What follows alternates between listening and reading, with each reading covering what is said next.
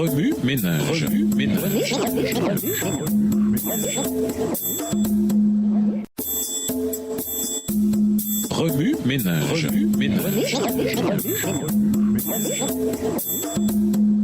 Bienvenue dans notre émission Remue ménage. Nous voilà arrivés au jeudi 24 novembre. Une espérance indispensable. Lisons Hébreux 11, le verset 1. Hébreux 11, verset 1. Or la foi est une ferme assurance des choses qu'on espère, une démonstration de celles qu'on ne voit pas.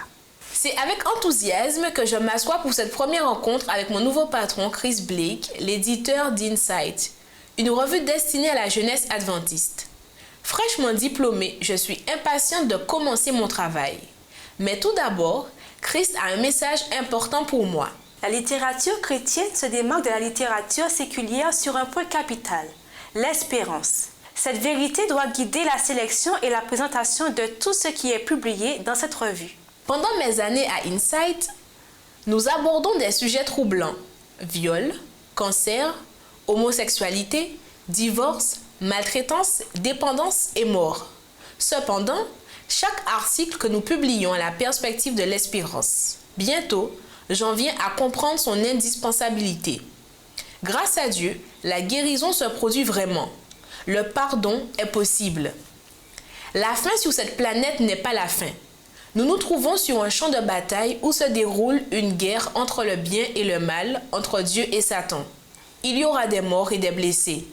Nous ferons tous l'expérience de la tentation, de la souffrance et de la perte. Cependant, nous pouvons saisir l'espérance qu'une nouvelle terre où tout sera rentré dans l'ordre nous attend. C.S. Lewis a écrit « L'espérance est l'une des vertus théologiques. Ceci veut dire qu'une attente fervente et continuelle du monde éternel n'est pas, comme certains le pensent de nos jours, une forme d'évasion ou une douce illusion, mais plutôt l'une des choses que le chrétien doit exercer. Est-ce à dire que nous devons quitter le monde actuel? Non. Si vous passez en revue l'histoire, vous découvrirez que les chrétiens qui en ont fait le plus pour le monde actuel étaient simplement ceux qui pensaient le plus au monde à venir. Récemment, ma sœur et moi avons entrepris de classer les effets personnels de ma mère, laquelle est décédée il y a 2 ans. Nous avons trouvé des boîtes contenant des cartes et des lettres de la part d'amies précieuses, de chrétiennes engagées. L'une d'entre elles, Loïs, lui a écrit tout de suite après la fête des mères. Elle y mentionne son fils Tom, lequel était mort subitement d'un anévrisme. Combien Tom me manque! Il m'envoyait souvent des fleurs à la fête des mères. C'était un si merveilleux garçon. Mais Dieu est bon. Quand je suis saisie d'émotion, il me vient en aide. Je crie au secours et il est là tout près. Je l'apprécie beaucoup. Alice, une autre amie, a écrit à la fin d'une lettre. Calvin, feu son mari, me manque de 1001 manières. Mais je dois toujours ajouter que Dieu est bon.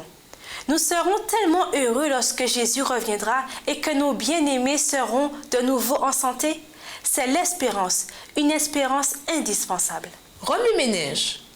Quel type d'espérance les médias séculiers véhiculent-ils? Comment pouvons-nous partager l'espérance avec ceux qui, parmi notre entourage, sont découragés? Au revoir. Et à demain si Dieu veut.